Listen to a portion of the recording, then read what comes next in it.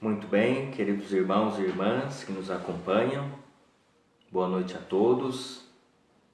Hoje é terça-feira, dia da Escola da Fé.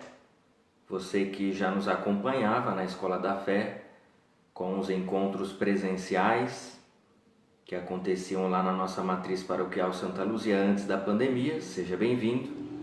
Você que começa a participar agora, igualmente, seja bem-vindo a esse encontro de estudo, de aprofundamento da nossa fé, tendo por base o Catecismo da Igreja Católica. Iniciemos, pois, esse encontro rezando, oferecendo a Deus esse momento em que passaremos juntos, procurando meditar, nos aprofundar, deixar-se ser questionado pela Palavra de Deus, pelo Magistério, pela tradição da nossa Igreja. Iniciemos rezando, pedindo ao Espírito Santo que conduza esse momento de fé. Rezemos. Em nome do Pai, e do Filho, e do Espírito Santo. Amém. Vinde, Espírito Santo, enchei os corações dos vossos fiéis e acendei neles o fogo do vosso amor.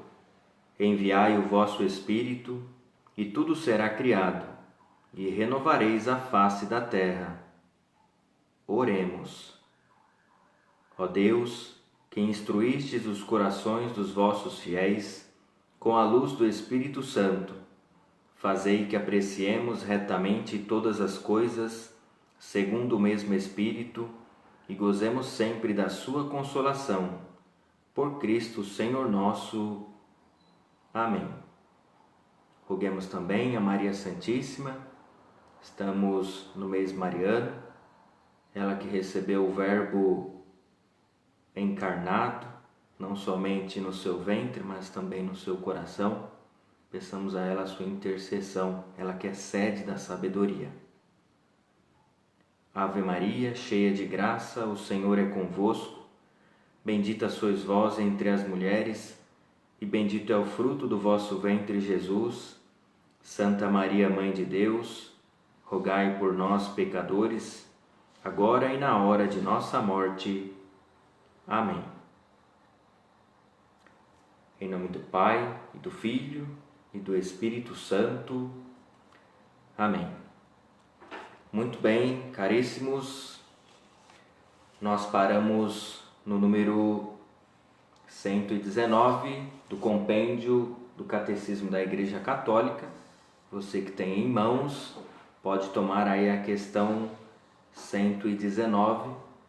Vou fazer a leitura da questão e logo em seguida a resposta dada pelo compêndio, e depois, para a gente esmiuçar, aprofundar mesmo o conteúdo que será afirmado sobre a nossa fé, nós vamos para o Catecismo da Igreja Católica. Se você tem em mãos, melhor ainda. Se não tem, o site do Vaticano disponibiliza tanto o compêndio quanto o Catecismo da Igreja Católica. Acompanhemos. Questão 119 do compêndio. De que modo Cristo se ofereceu ao Pai? Então, há uma afirmação implícita aqui, que Cristo se ofereceu ao Pai. O compêndio pergunta, de que modo? Como isso aconteceu? De que maneira? A resposta: toda a vida de Cristo é livre oferta ao Pai para cumprir o seu desígnio de salvação. Ele dá a vida em resgate por muitos e, desse modo, reconcilia com Deus toda a humanidade. O seu sofrimento e a sua morte manifestam que a sua humanidade é um instrumento livre e perfeito do amor divino que quer a salvação de todos os homens. Pois bem, antes de irmos para o Catecismo e fazermos a leitura dos parágrafos 606 ao 609, gostaria de destacar nesse pequeno trecho, nessa pequena resposta do compêndio, duas palavras que se repetem. Logo no início diz que Cristo é livre, oferta ao Pai. E ao final também é um instrumento livre e perfeito do amor divino. Então, temos uma indicação do modo como Jesus se ofertou ao Pai. Como? Com inteira liberdade. Podemos nos recordar das palavras da oração eucarística, ali bem próximo das palavras consecratórias, ou seja, as palavras que Jesus disse na última ceia, que o sacerdote repete, tomando o pão e o vinho em suas mãos, diz assim: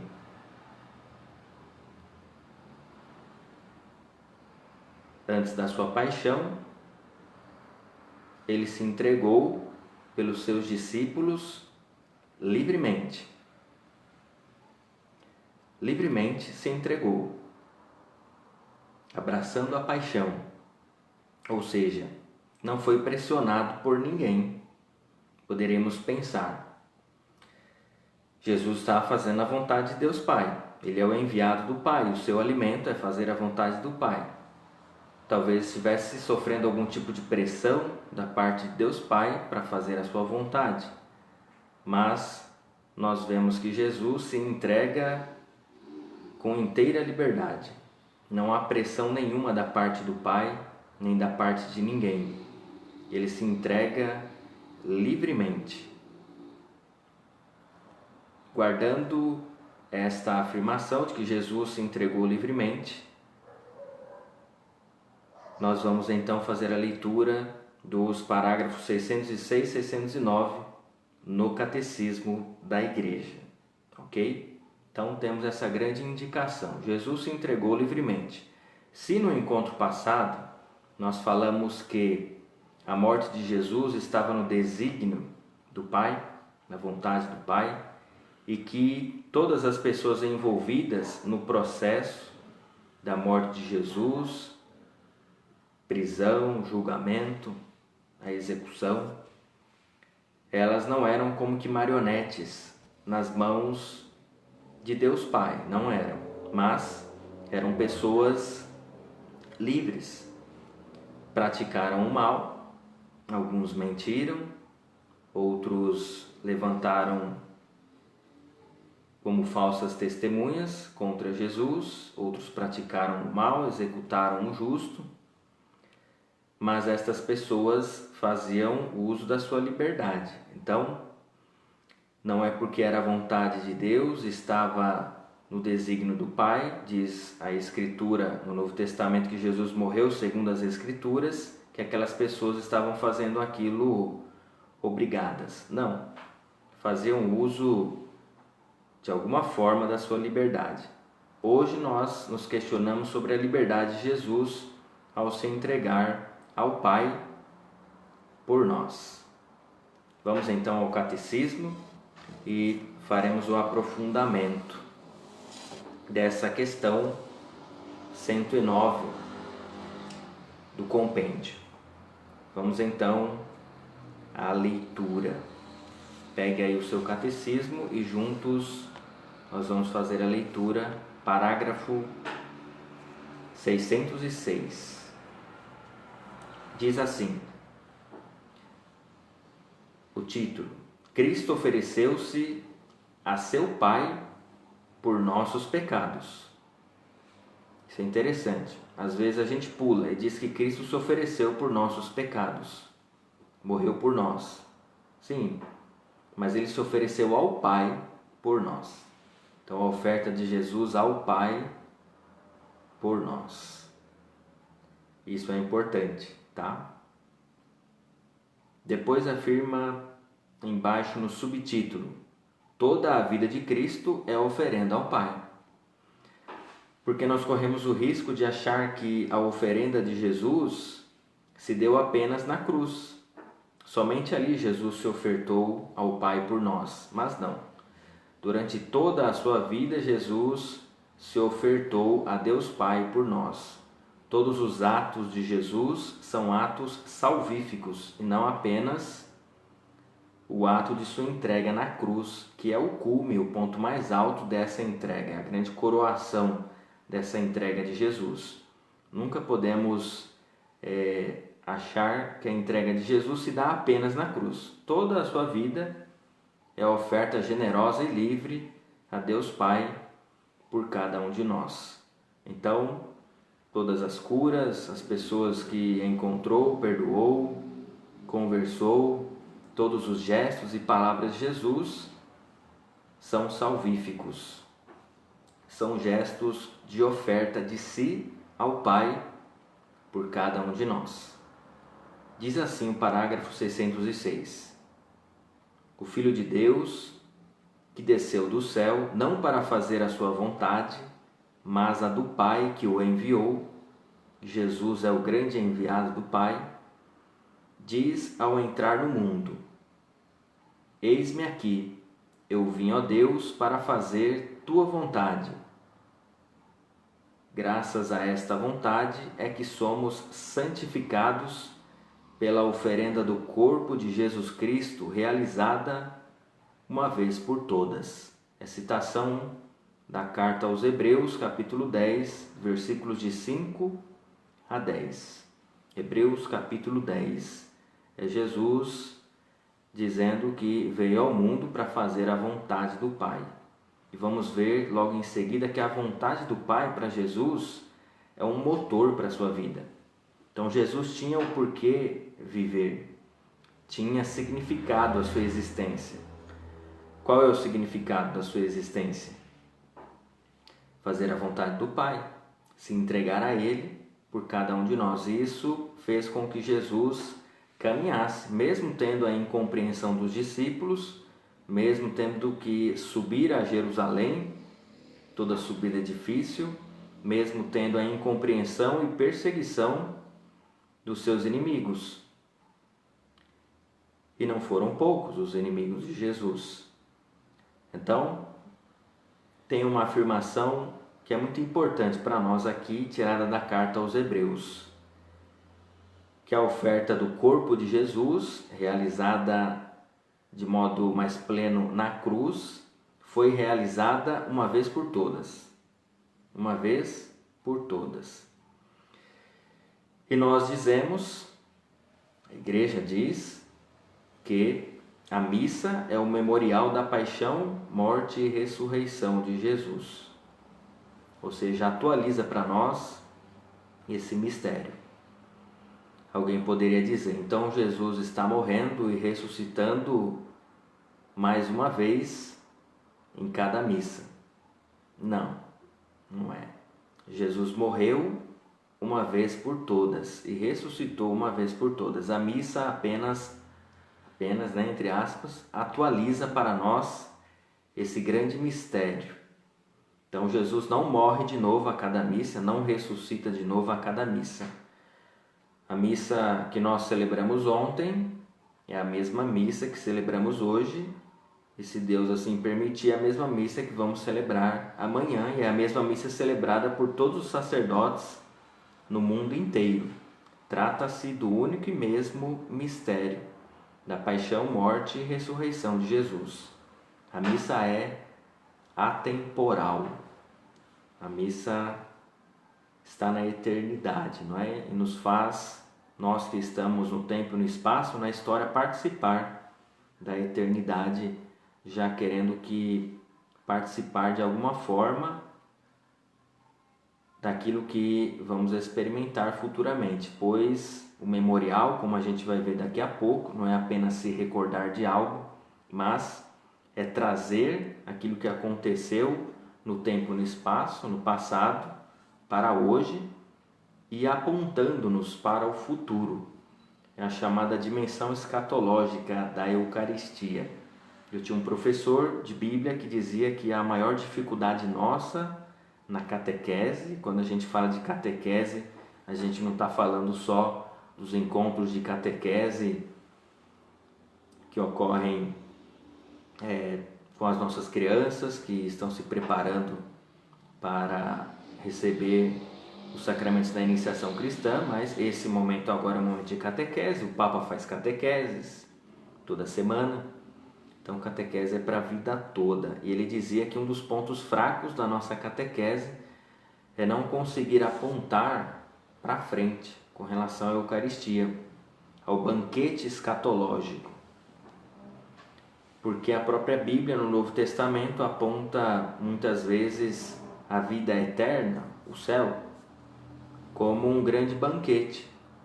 Então a Eucaristia é um modo de nos fazer aguardar e nos preparar para esse banquete final nos céus junto a Deus. Então o memorial traz o passado para o presente, sim, mas também nos aponta para o futuro e nos faz de alguma forma viver o céu na terra. Certamente vocês já devem ter ouvido isso, não é? Pois bem, continuando então com a leitura. Diz assim: desde o primeiro instante de sua encarnação, o Filho desposa o desígnio de salvação divino em sua missão redentora. Então Jesus desposou, ou seja, casou com a vontade do Pai. Hoje uma pessoa me procurou lá na secretaria paroquial, que a gente abre das 10 ao 12h30, abre a igreja também, para as pessoas fazerem a sua oração pessoal, e alguém disse assim: eu assisti um filme que dizia que Jesus e Maria Madalena tiveram um caso, né? Nós temos livros apócrifos que falam sobre essa questão. Os apócrifos são livros que não foram considerados inspirados e não entraram no cânon das Sagradas Escrituras, por conterem questões muitas vezes do gnosticismo, que é um erro, uma heresia dos primeiros séculos que negava a matéria, negava a encarnação, inclusive, não é? O gnosticismo pregava o conhecimento como forma de se elevar. Então tem as suas contradições e por isso mesmo não entrou no cânon da Sagrada Escritura. O cânon é a lista dos livros que estão na Bíblia. E agora nós encontramos aqui o catecismo dizendo que a esposa de Jesus, digamos assim, foi a vontade de Deus Pai, o desígnio de Deus Pai. Então, um celibatário, um consagrado, não é um solteirão, é alguém que desposa algo. Podemos aqui nos recordar de São Francisco de Assis. Ele desposou a pobreza. Então, muitas pessoas se questionam como pode, né, um consagrado assim viver. Ele desposa algo, ele se casa. Então, Jesus se casou com a vontade de Deus Pai. Jesus realmente perseguiu, entre aspas, a vontade de Deus Pai. E esse foi o motor da sua vida. Certamente vocês já ouviram dizer que quando a gente tem um porquê para viver, a gente aceita qualquer como. Então, o porquê de viver de Jesus aqui nesse mundo, na sua encarnação, assumindo a nossa humanidade, era o desígnio de Deus Pai, fazer a vontade do seu Pai. E a relação de Jesus com o Pai é muito intensa, muito forte. Ao menos nas Sagradas Escrituras, pelos relatos que nós temos nos Evangelhos, essa relação de modo consciente e intenso começa com Jesus aos 12 anos de idade, não é? Dizendo aos seus pais, Maria e José: vocês não sabiam que eu devia cuidar das coisas do meu Pai? E hoje quem acompanhou o Evangelho do dia, no finalzinho Jesus diz, já no Evangelho segundo João, capítulo 10, eu e o Pai somos um. Então Jesus desposou a vontade de Deus Pai. Certamente isso deu sentido à sua vida e o fez caminhar rumo a Jerusalém, onde consumaria a sua entrega a Deus Pai por cada um de nós. Então, se nós temos uma meta, se nós temos algo a perseguir, entre aspas, se algo nos motiva, isso faz com que a gente se mova e dá sentido à vida. A vida perde sentido quando a gente não tem projeto. E Deus nos apresenta um projeto. O que motivou Jesus pode motivar a cada um de nós também. Então, quando a gente encontra a nossa vocação, encontra uma missão na igreja, a gente enfrenta muita coisa. A gente é capaz de passar por grandes dificuldades, como passou Jesus, e ainda assim permanecer na vontade de Deus Pai. Lembramos aqui da agonia de Cristo no Horto das Oliveiras. Ele chega a rezar: Pai, afasta de mim esse cálice. Mas diz ainda: contudo, não se faça como eu quero, mas como tu queres. Então, encontrar dificuldades e sofrimento no meio do cumprimento da nossa missão, isso é natural. Então, um padre encontra, quem se casa encontra, quem é pai e mãe encontra dificuldades, quem assume uma função na igreja dentro das nossas pastorais, movimentos e associações encontra dificuldade, como encontrou Jesus.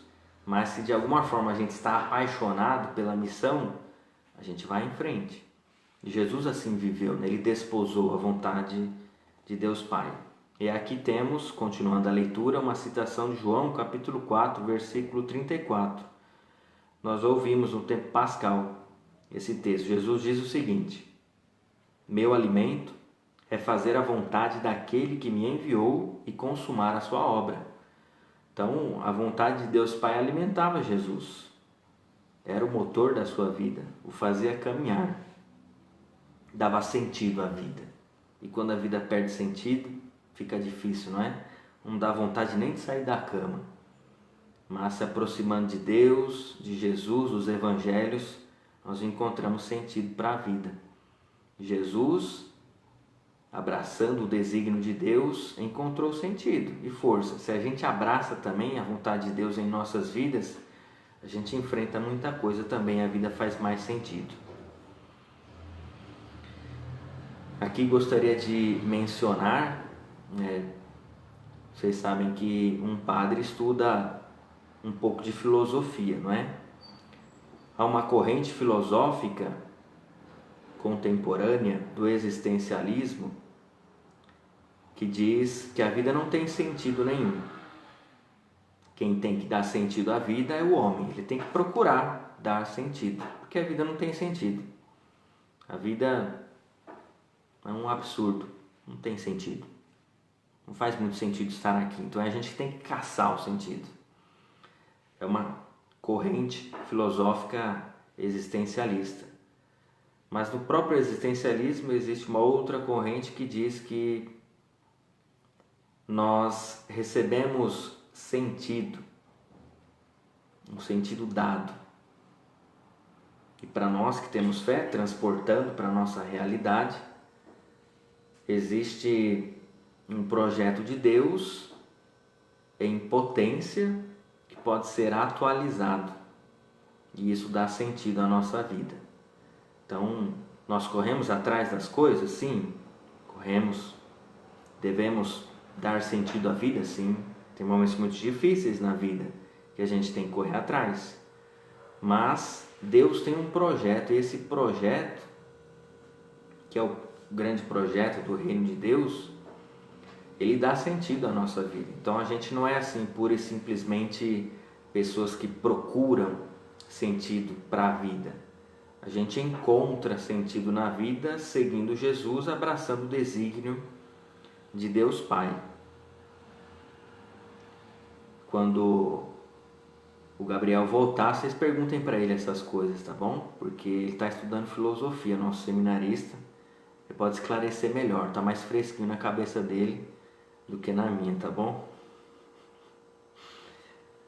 Pois bem, continuando a leitura, diz o seguinte: o sacrifício de Jesus pelos pecados do mundo inteiro. Então Jesus morreu por todos, né? Nós encontramos nas Sagradas Escrituras que ele se entregou por muitos, não é? Está escrito lá, é verdade. Mas olhando para outros textos, a gente encontra que Jesus quis morrer por todos. Talvez o por muitos ali, no latim pro multi, quer dizer talvez que ele morreu por todos, mas nem todos talvez usufruam dessa entrega de Jesus. Isso é uma questão um pouco delicada, tá? Envolve inclusive a tradução do missal. Jesus morreu por muitos ou por todos? Morreu por todos. Se todos vão aceitar, abraçar o seu projeto, aderir à fé, talvez por isso encontremos também na Bíblia que ele se entregou por muitos. Enfim, continuemos aqui a nossa leitura. O sacrifício de Jesus pelos pecados do mundo inteiro é a expressão de sua comunhão de amor ao Pai. Abre aspas, o Pai me ama porque dou a minha vida.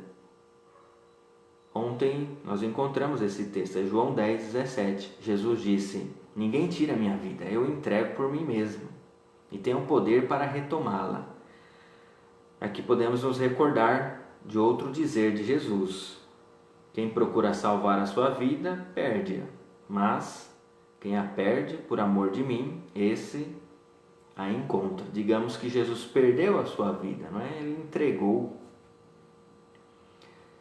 Tendo amado os seus que estavam no mundo, amou-os até o fim e se entregou de verdade mesmo, não é? Perdendo a vida, Jesus a recuperou. Então, quando a gente fica se guardando muito, não se oferta para o outro, vive no egoísmo mesmo, não é? A vida fica empobrecida de sentido e fica tudo mais triste, não é? E no fundo, a gente achando que está ganhando a vida, se preservando e guardando tudo para si, no fundo a gente está perdendo. O Pai me ama porque dou a minha vida. O mundo saberá que amo o Pai e faço como o Pai me ordenou. Então nós encontramos aqui o parágrafo, melhor dizendo, 606, dizendo que Jesus se entrega ao Pai livremente, sem pressão. Então o Pai não pressionou Jesus para ele se entregar, não. De vez em quando a gente pede para alguém, né? Olha, eu estou precisando muito da sua ajuda. Por favor, faz isso por mim. Pelo amor de Deus, não é? Não me deixa na mão. Não foi assim na relação de Jesus com o Pai. O Pai não pressionou Jesus. Jesus se entregou livremente por amor ao seu Pai, por cada um de nós. Continuando então no parágrafo 607 do Catecismo. Diz assim, este desejo de desposar o desígnio aqui é vontade, tá? Este desejo de desposar a vontade de amor redentor de seu Pai anima toda a vida de Jesus, toda a vida de Jesus. Não é só o momento da crucificação, seria um reducionismo muito grande achar que Jesus só se entregou a Deus Pai por nós na cruz. Não, Jesus foi animado durante toda a sua vida a se entregar por nós, em especial pelo que conhecemos e temos nos evangelhos durante o seu ministério público, que, segundo o evangelho de João, durou mais ou menos 3 anos, não é? Dos 12 aos 30, nós temos a vida oculta de Jesus, não sabemos muita coisa sobre o que Jesus fez durante esse período de sua vida oculta, mas certamente ele trabalhou na carpintaria junto com seu pai. A Bíblia diz, os evangelhos diz que ele era carpinteiro, não é? Exerceu esse ofício. Então, não há razões para imaginar tantas coisas como muitos já idealizaram, que Jesus tinha ido para a Índia, ficar lá com os sábios da Índia, enfim, durante esse tempo da sua vida oculta, dos 12 aos 30 anos. Não, Jesus foi um bom judeu, um bom filho para Maria e José, teve um ofício, trabalhou, como nós precisamos trabalhar. Então não há razão para se pressupor coisas que a Bíblia acaba não entrando, porque não há necessidade de entrar também, não é? Lá no finalzinho do Evangelho segundo João, nós encontramos João dizendo o seguinte: Jesus fez muitas outras coisas que não estão escritas nesse livro, capítulo 21 de João. Mas estas foram escritas para que vocês acreditem que ele é o Filho de Deus. E penso que se fosse escrever num livro tudo aquilo que Jesus fez, Nem todos os livros do mundo dariam conta de escrever, mas essas foram escritas para que creiais. Então nem tudo que Jesus fez foi escrito. Os evangelhos não são biografia da vida de Jesus, isso é importante, viu? Os evangelhos não são biografia da vida de Jesus, não tem a intenção de narrar a vida de Jesus do seu comecinho até o fim. Não se fala tudo sobre a vida de Jesus, se fala o que é essencial para a nossa salvação. Pois bem, continuando então, que Jesus foi animado durante toda a sua vida por desposar o desígnio de amor de seu Pai, pois sua paixão redentora é a razão de ser de sua encarnação. Então, o mistério do Natal, da encarnação, do Deus que se faz homem, se humaniza, se faz um de nós, assume a nossa vida, está interligado com o mistério da paixão, morte e ressurreição de Jesus. Então, todos os mistérios da vida de Cristo estão interligados, a gente nunca pode separar. Quem reza o terço contempla lá os mistérios da vida de Jesus e eles estão todos interligados, né? Então a encarnação está em vista da paixão, morte e ressurreição de Jesus. Estão interligados. Se Jesus apenas se encarnasse, talvez faltaria algo de essencial para nós. E aqui não cometamos aquele erro que já estudamos há uns 2 encontros atrás. Jesus não se encarnou apenas para morrer na cruz, como muitos às vezes acabam dizendo, né? Jesus veio ao mundo só para morrer na cruz. Não foi só para isso. Jesus veio nos ensinar a viver. Todos os atos de Jesus, todas as suas palavras são salvíficas. Então Jesus não veio ao mundo só para morrer na cruz, entende? Seria um reducionismo muito grande da vida de Jesus. Vamos valorizar só a cruz. Não. É o ápice, é o ponto mais alto, sim. É a grande expressão do amor de Deus pela humanidade. Mas não é o único. Jesus diz, abre aspas, Pai, salva-me desta hora, mas foi precisamente para esta hora que eu vim. Então Jesus vai encontrando aí um pouco de receio de se entregar lá no Getsemane, no Horto das Oliveiras, mas ele sabe que é a vontade do Pai que lhe faz bem. E tudo que Deus deseja para nós é para o nosso bem. Por vezes a gente entra numa onda de que a vontade de Deus é uma pressão sobre nós, nos sufoca, nos reprime, os mandamentos nos cerceiam demais, mas não. Fazer a vontade de Deus é ser livre. Pessoas felizes estão à disposição da vontade de Deus. É o contrário, né, do que muito se prega por aí. Deus é que tem que fazer aquilo que eu preciso, não é? Eu tenho muitos sonhos e Deus tem que realizar todos eles. Deus tem que me honrar. Eu tenho que tomar cuidado com isso, não é? Essa oferta religiosa bem propagada nos nossos tempos. Nós é que nos inclinamos a fazer a vontade de Deus, tá certo? E isso é o que nos realiza e nos faz bem. Fiquemos atentos, tá bom? Com o pare de sofrer. Cuidado, hein? Jesus sofreu porque a gente não vai sofrer. A gente não deve buscar o sofrimento. Não precisa buscar sofrimento. Ele é inerente à vida, já está na vida. E Deus vai nos santificando. Tá certo? Deus não nos fez para o sofrimento. Ele não é o autor da pandemia do coronavírus. Isso é bom dizer, tá bom? Deus não é o autor do sofrimento humano. Tudo isso é uma consequência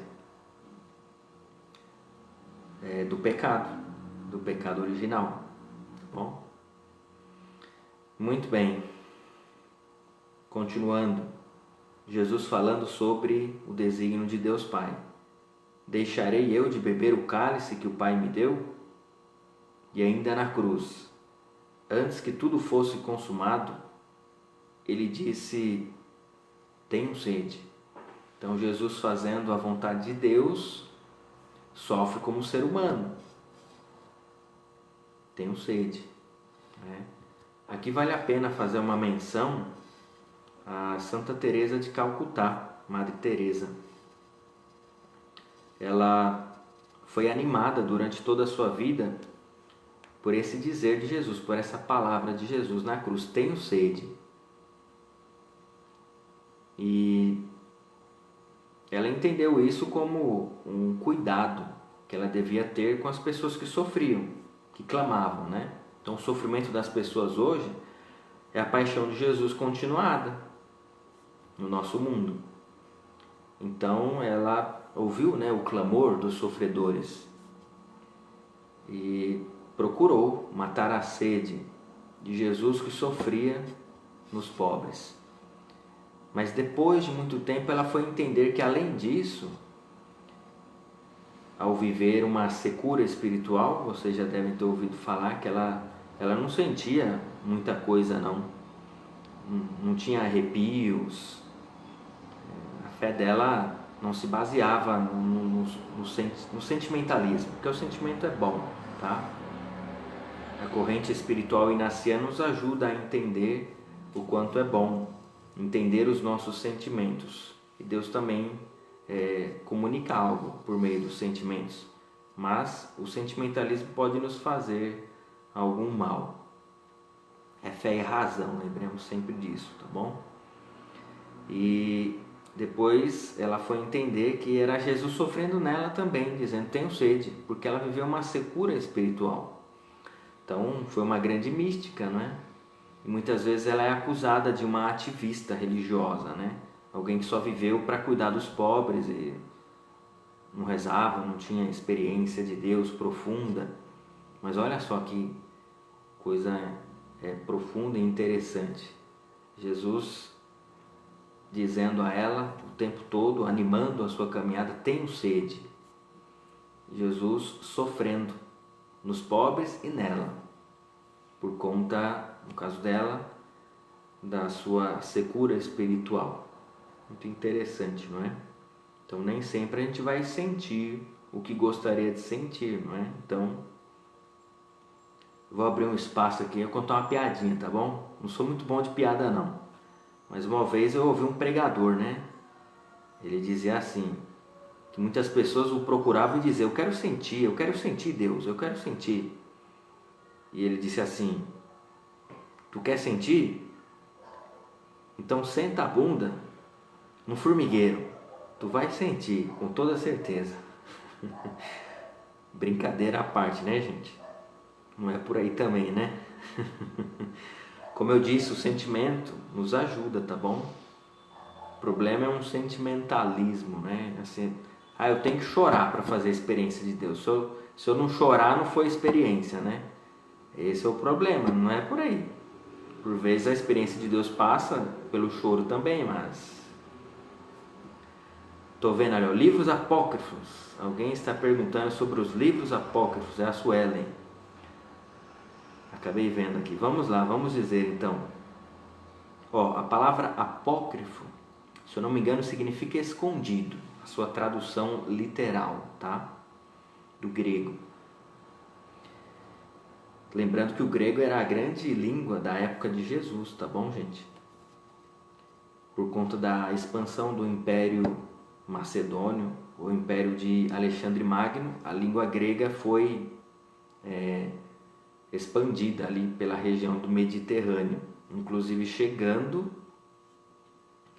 até a Terra Santa, tá? Então a palavra apócrifo, uma tradução mais literal, significa isso, tá? É escondido.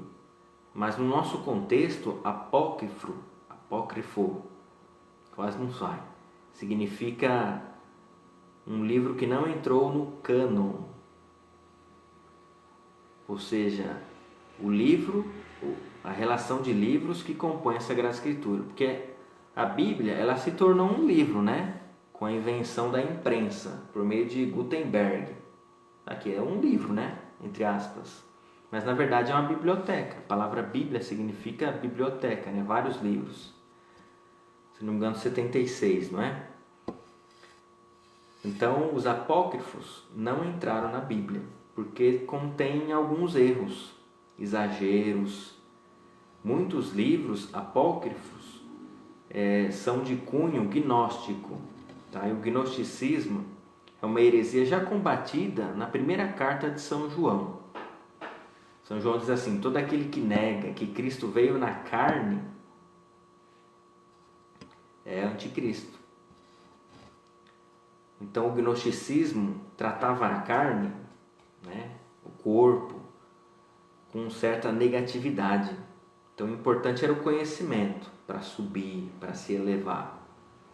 Então a igreja viu que isso não fazia sentido, senão nós teríamos que negar a encarnação do Verbo, a encarnação de Jesus, porque Jesus assumiu um corpo. Então os apócrifos sempre apresentam algum erro sério. E boa parte deles foram escritos dentro desse período, desse erro, dessa heresia gnóstica, tá bom? A palavra gnose significa conhecimento, tá bom? Aproveito aqui o ensejo. O Papa Francisco, há uns 2 anos atrás, escreveu um documento sobre a santidade nos tempos atuais. Se eu não me engano, o nome do documento é Gaudete et Exsultate, né? Alegrai-vos e exultai. E lá ele diz que um dos riscos para a santidade atualmente é a gnose, é o gnosticismo, é achar que a gente vai ser salvo só pelo conhecimento racional. Entende? Estudar é muito importante, mas não é só estudar, tá?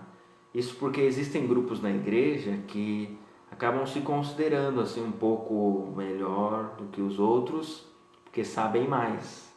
A gente tem que conhecer a nossa fé, a gente está aqui fazendo um esforço, né, de entendimento da nossa fé, mas achar que só o conhecimento racional vai nos salvar é um erro, e o Papa Francisco alerta, esse é um erro atual.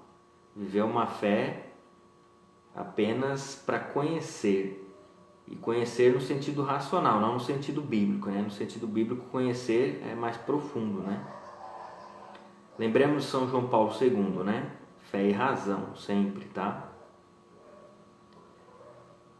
A fé sem a razão vira fideísmo. A razão sem a fé vira racionalismo. Então são extremos, excessos. Então fé e razão, tá bom? Ó, nesses momentos de pandemia, precisa Deus vir falar para nós que a gente tem que se recolher, que a gente não pode realizar os cultos, as missas, porque se tem numa igreja que está contaminado com a Covid-19, está com a doença, vai contaminar o resto. Aí o bicho vai pegar, não vai? Precisa Deus falar? Não precisa, né? Usando a cacholinha, a razão, a gente entende bem.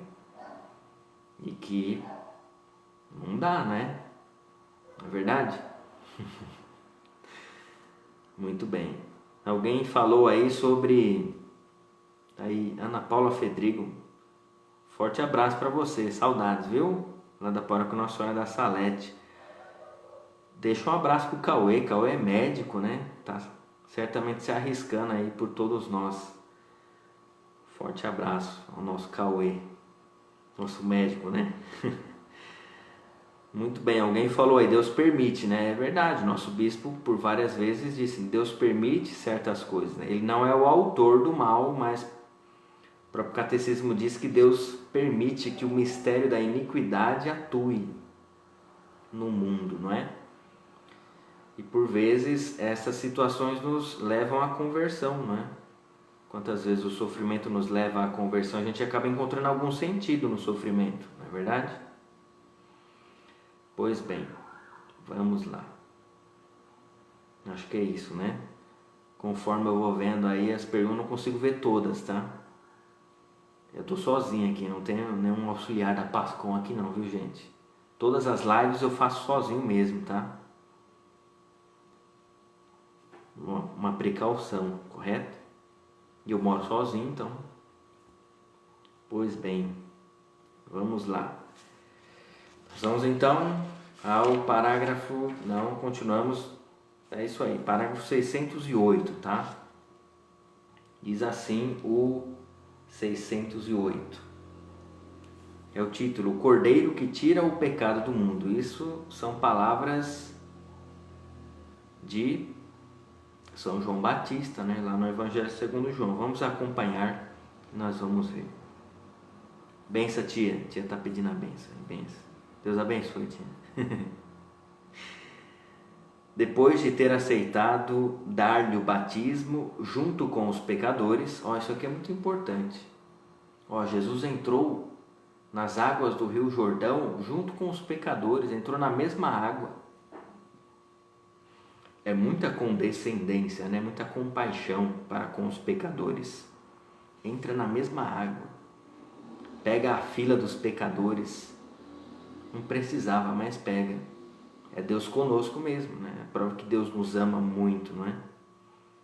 É muita compaixão para conosco, viver a nossa vida de fato.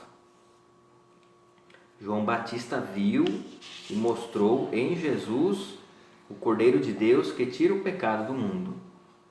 Manifesta assim que Jesus é ao mesmo tempo o servo sofredor, que se deixa levar silencioso ao matadouro. E no nosso último encontro nós exploramos os 4 cânticos do servo sofredor, lá em Isaías, talvez o principal deles, o 4º cântico, Isaías 53, é justamente a citação que o catecismo faz aqui do servo sofredor, que se deixa levar silencioso ao matadouro e carrega o pecado das multidões. Então Jesus é aquele que sofre em favor das multidões, toma sobre si os nossos pecados, é o Cordeiro que tira o pecado do mundo, faz o papel expiador, a expiação, toma para si os nossos pecados e ao mesmo tempo faz o papel do Cordeiro Pascal. Então o Cordeiro que tira o pecado do mundo, que expia, que assume sobre si o nosso pecado, mas também o Cordeiro Pascal, que é símbolo da redenção de Israel por ocasião da primeira Páscoa. Então, os judeus celebravam e celebram até hoje a sua Páscoa e eles assam um cordeiro. Então, tem um sentido mais positivo, festivo, tá? Então, tem um duplo sentido aí do cordeiro, né? O cordeiro que tira o pecado do mundo e o cordeiro que é símbolo do resgate. No caso dos judeus, o resgate feito quando estavam escravos no Egito e pela mão poderosa de Deus foram libertados da opressão do faraó e para comemorar assavam um cordeiro, é o Cordeiro Pascal.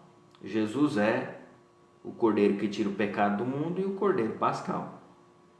Toda a vida de Cristo exprime sua missão: servir e dar sua vida em resgate por muitos. Toda a vida de Jesus.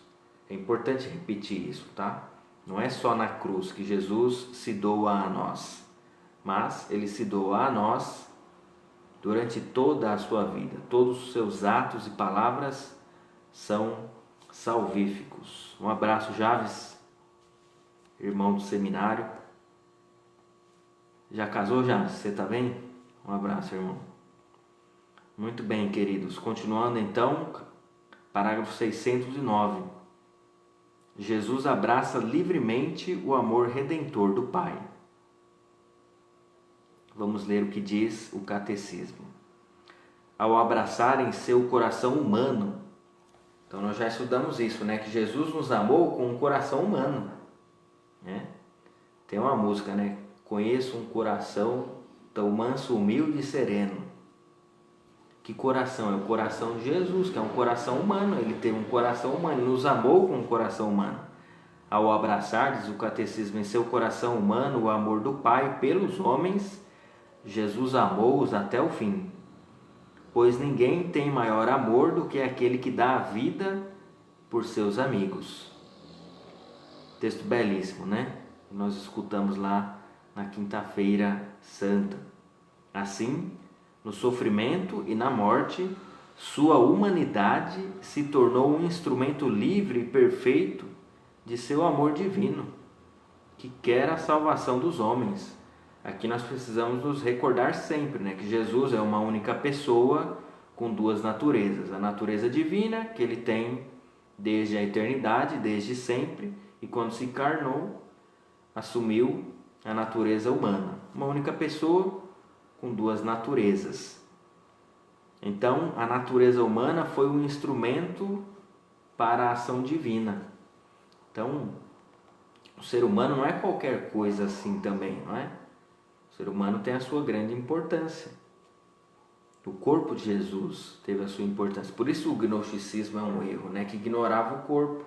E toda a corrente espiritual que ignora o corpo como uma coisa ruim, o corpo como sinal do pecado, não é bem assim não. Pode ser que se torne, né? Depende do uso que a gente vai fazer. Mas o corpo não é sinal de pecado. Jesus assumiu um corpo, Nossa Senhora assumiu um corpo. O corpo é querido por Deus, não é? É bem verdade que a gente sofre muito no corpo, mas sofre na alma também. Então é corpo e alma, né? É uma integralidade, né? O ser humano não pode ser dividido. Só corpo ou só alma. É corpo e alma. Pois bem, com efeito, aceitou livremente sua paixão. O pai não pressionou Jesus para morrer, era o desígnio do pai, mas não foi pressionado não. Por amor de seu pai e dos homens, que o pai quer salvar. Aí vem a citação bíblica.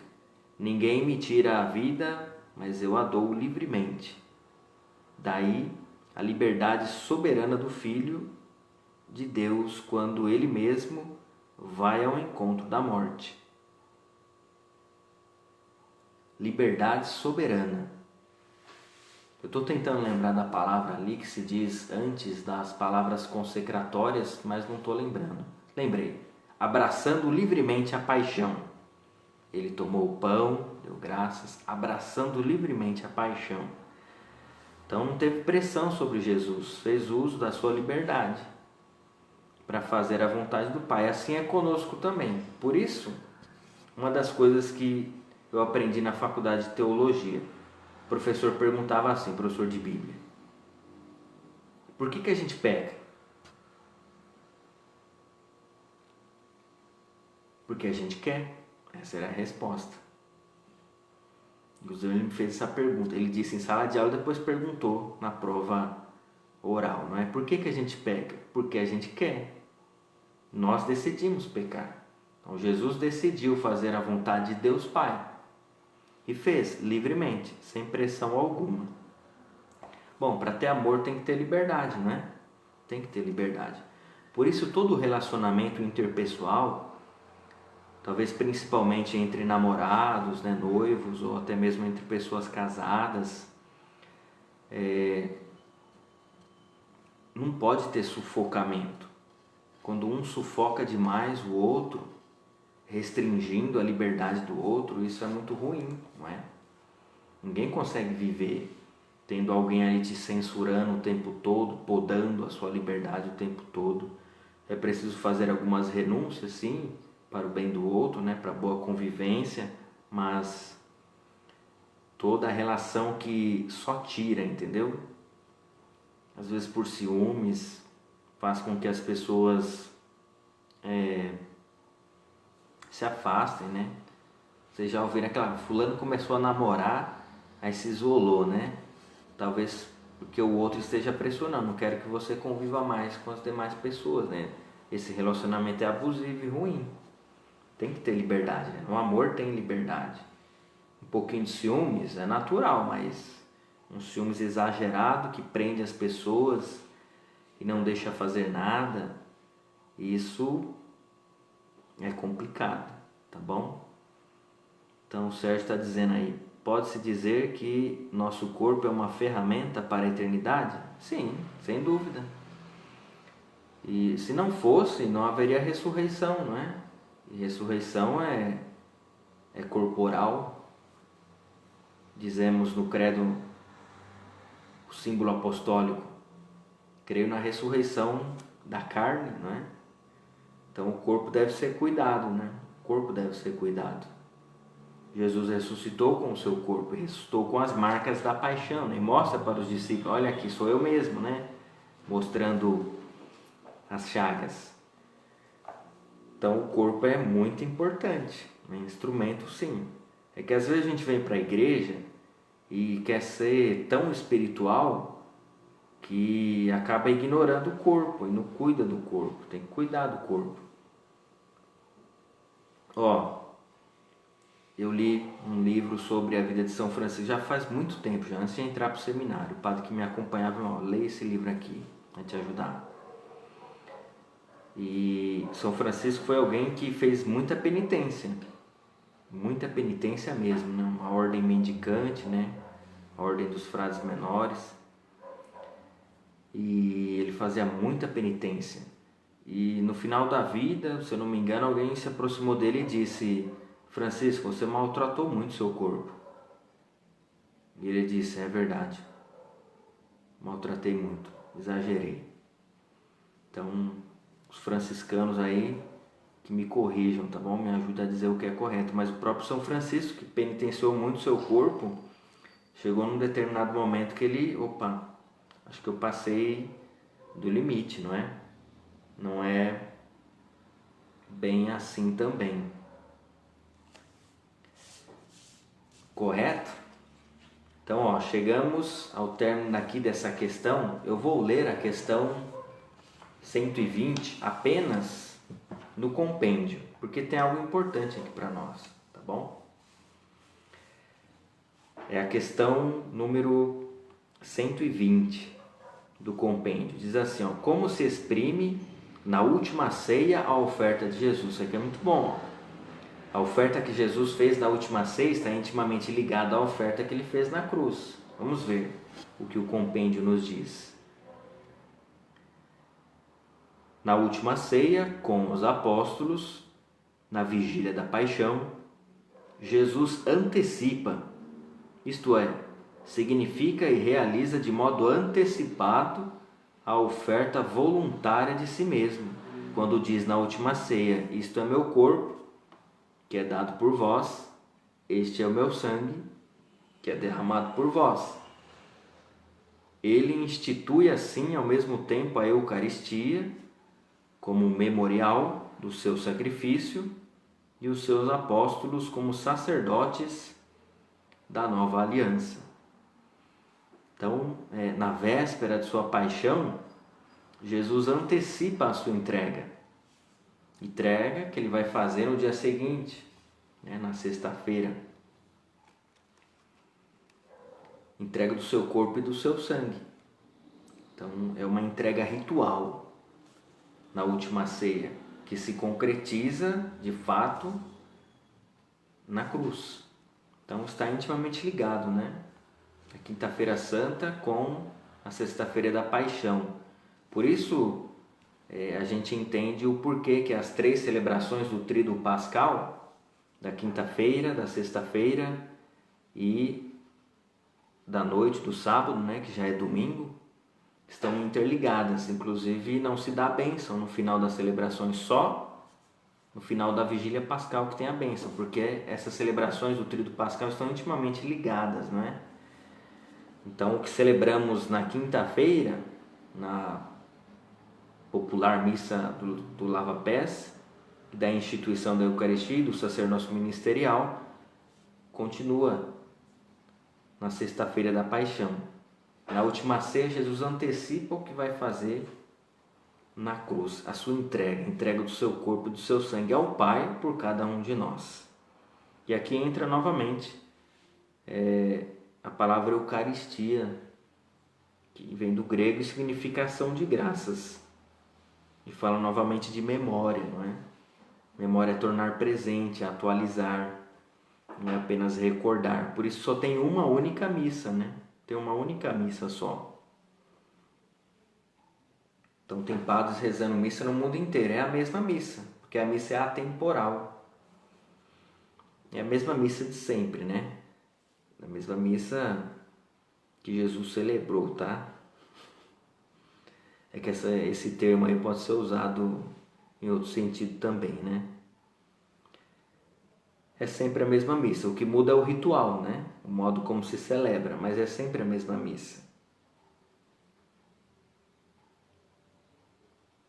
Tudo bem? Acho que é isso, né, gente? Já passamos aí das 8 horas. Não sei se surgiu alguma outra questão. Alguém está falando aí do livre-arbítrio. Nós escolhemos pecar. É que às vezes a gente sente tanto a nossa inclinação, não é? Mas inclinação para o pecado que às vezes a gente se exime, né, da responsabilidade. Não, não foi eu não, né? O cara tá bêbado, né, enche a cara, bate na mulher, fala, não era eu não, é porque eu tava bêbado. Era o demônio, né? Não, não é assim, né? Tá ali a Cida falando, falar em corpo, que você acha de tauar o corpo? Tem passagem na Bíblia que fala sobre isso. Deve ser tatuagem, né? Tatuar o corpo. Essa questão é bem complexa, né? Não é uma questão simples não, viu? Nós católicos, a gente não faz uma interpretação literal das Sagradas Escrituras. Então, a gente não pega assim versículos da Bíblia, tira do contexto, né, em que foi escrito e dali formula uma doutrina, né? A doutrina católica ela é formulada a partir do conjunto da Sagrada Escritura, tá bom? Então, de fato, a gente tem lá no Antigo Testamento um texto que diz para não pintar o corpo, não lembro as palavras exatas, tá? Depende da intenção que se faz a tatuagem, depende do que se tatua. Se alguém me pergunta, eu posso me tatuar? Eu falo, melhor não. Depois você se arrepende, aí melhor não faz isso não. Mas depende da intenção, tá?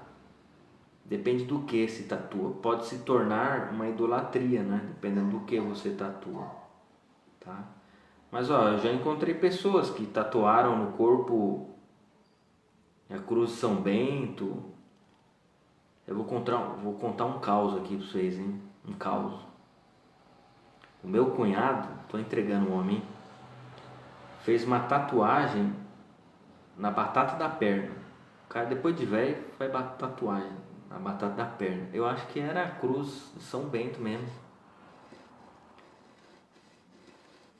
E aí ele pediu para mim abençoar a cruz que ele tatuou. Aí minha mãe entrou no meio e falou assim: se você abençoar, eu não acredito mais em padre. Foi curioso aquilo, né? Eu não abençoei até hoje, né? Porque eu, já pensou receber maldição da minha mãe, né? Então tá sem a benção, eu não abençoei não. Mas eu diria, se alguém me pergunta, posso me tatuar? Eu digo, olha, melhor não faça não. Mas olha, tem tanta gente com tatuagem que é muito gente boa, viu? Até mais santa do que nós. Eu digo para vocês que nós temos seminaristas hoje que tem tatuagem, entendeu? Então, não é uma marca no corpo que determina quem nós somos, né? As marcas no coração são piores, né? As marcas no coração são aquelas que mais nos complicam, não é verdade? Não é uma questão simples, tá bom? Eu evito sempre os extremos. Senão a gente vai entrar num problema muito sério. Ver uma pessoa com tatuagem e vai excluir a pessoa? Não é assim. Não é a tatuagem quem diz quem a pessoa é. Não é por aí, tá? Mas eu penso que tem que ser uma coisa muito refletida, né? Enfim, não é fácil, porque tem muita gente tatuada hoje em dia, né? Mas não é tatuagem quem diz que a pessoa é, não. Tudo bem? Então você não vem trazer sua tatuagem para me abençoar, não, que a minha mãe vai ficar brava, tá? Então, gente, agradeço a presença de todos vocês. Desejo uma boa noite. nós vamos encerrando por aqui. Na próxima terça-feira nós não teremos o encontro da Escola da Fé, porque nós estaremos dentro do tríduo de Nossa Senhora de Fátima. Se não me engano, será o terceiro dia do tríduo, a terça-feira que vem e dia 13, quarta-feira, a festa, não é? Então a Escola da Fé só volta só na outra terça, tá? Mas convido vocês para nós rezarmos juntos dentro do tríduo de Nossa Senhora de Fátima, que é online também, tá bom? Pois bem, não sei se acho que eu não consegui responder todo mundo aí, mas a gente vai caminhando, tá? Depois vocês me cobrem. Forte abraço a todos. Deus abençoe a cada um. Vamos suplicar a bênção de Deus sobre nós, tá bom? O Senhor esteja convosco, Ele está no meio de nós. A nossa proteção está no nome do Senhor, que fez o céu e a terra. Por intercessão da bem-aventurada Virgem Maria, abençoe-vos o Deus Todo-Poderoso, Pai, e Filho e Espírito Santo. Amém. Tenham todos uma boa noite, fiquem em paz, o Senhor vos acompanhe, graças a Deus. Até amanhã, para quem pode, missa às 9 horas aqui nesse mesmo canal. Deus acompanhe a todos. Em breve estaremos juntos presencialmente, nos cuidando, né? Seguindo aí as orientações das autoridades competentes. Nos cuidemos, não é? Coisa é certa, tem gente morrendo, mas gente perto de nós morrendo, viu? Gente conhecida. Então, vamos nos cuidar, tá bom? Forte abraço a todos e até amanhã, às 9 horas para a missa e à noite, terço mariano, amanhã. Acompanhe a nossa programação e vamos rezando juntos, entrando em comunhão, como podemos. Forte abraço, meus irmãos.